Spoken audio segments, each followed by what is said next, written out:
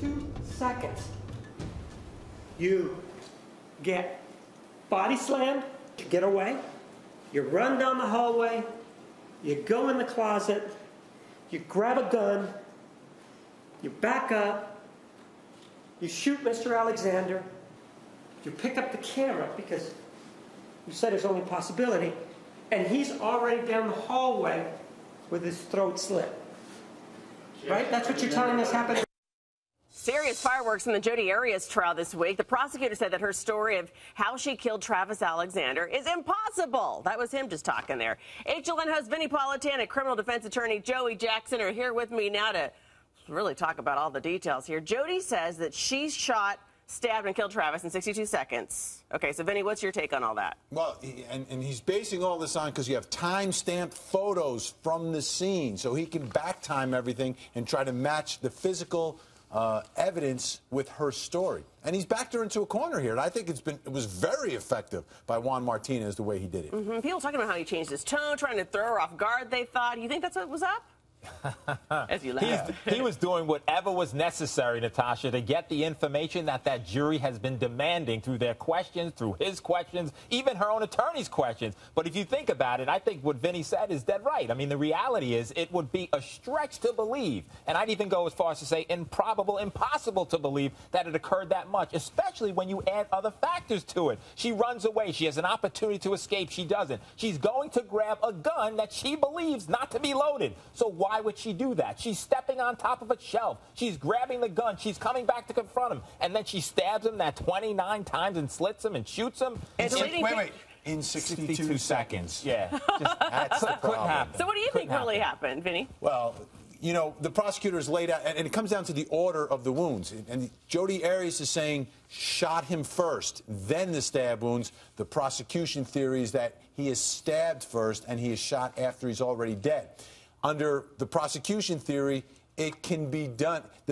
What the pictures show can match up with what the prosecutor is saying. I have a hard time with her story matching up with those time-stamped photos, which are key to creating the timeline of what happened when. I can't disagree with what Vinnie's saying, and also I think nice Vinnie. to hear. Yeah, I know, for once, right? For once, I can't disagree, right? Can't disagree. But the reality is, if you think about it, forensic evidence doesn't lie. And Vinnie, we talked about this before. If you look at the bullet casing, it lands on top of blood. Yeah. So if the bullet casing lands on top of blood, wouldn't that suggest that you shot him after you cut him? Because there would be blood there for it to land on top of. And why is it so important, Natasha? Because it goes to the element of cruelty. And what does cruelty get you?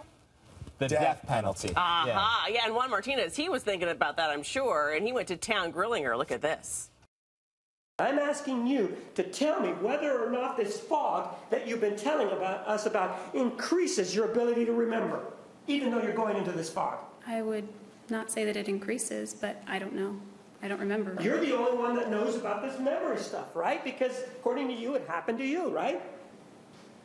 I don't think I'm the only one that knows. Well, I'm not asking if you're the only one that knows. I'm asking you whether or not you are the one that has the best knowledge about what happens to you when this fog rolls in.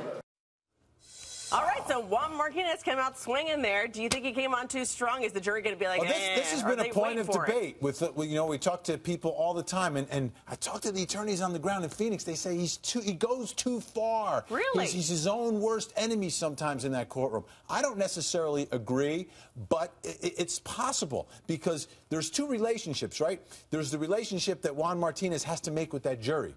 They've got to like him to believe him. Oh. And if he comes across as being too harsh, it could be a problem. Personally, I don't think so. He is going after a woman he wants to send to death row, someone who he believes brutally murdered someone, so he should be outraged. It's a wrap for Jodi Arias. She finished 18 days of testimony on Wednesday. So how should the defense and the prosecution strategize next week? Vinnie and Joey answer that very question next half hour. Jodi Arias answered a lot of questions from the jury about the day she killed her ex-boyfriend, Travis Alexander. The prosecutor grilled her about her memory lapses. I talked to my colleague, Vinnie Politan, and criminal defense attorney Joey Jackson about what's ahead in this trial. What are we expecting to happen next week? Look at you smiling. Are we sure she's done? All right. Right. The psychologist is on, so How many she's like done. 18 days on the stand? It was 18 that was days, wild, Natasha. was it not? It was just forever. But I think right now they're up to the point where the psychologist is attempting to explain why she has memory lapses. Why is it that a stressful event could force her not to remember the stabs, the nature of the wounds, or any of that? But the one thing the psychologist will have a difficult time explaining, and the domestic violence expert, is whether she was justified in this horrific act of stabbing him, slitting him, and ultimately murdering him. Was that justified? The other problem the experts may have is that their opinions, their expert opinions, are based on facts. Where are they getting these facts from? From Jodi Arias. So, you think? Their opinions are based upon her testimony, what she told them. If that is in fact the way it plays in the courtroom, you build a house on a bad foundation, the whole house comes down. And what is the jury that's the biggest thinking? challenge. That's just a little problem. That's a big problem. And we could talk about this all day, guys. Joey Jackson, Vinny Politan. We will be. You know it. Thanks so much. And Monday night, we're going to do something that the Arias jury will not do themselves. We've rebuilt the inside of Travis Alexander's bathroom and closet where he was killed. On HLN After Dark, our studio jury is going to tour that crime scene. So make sure you watch Monday night at 10 Eastern here on HLN.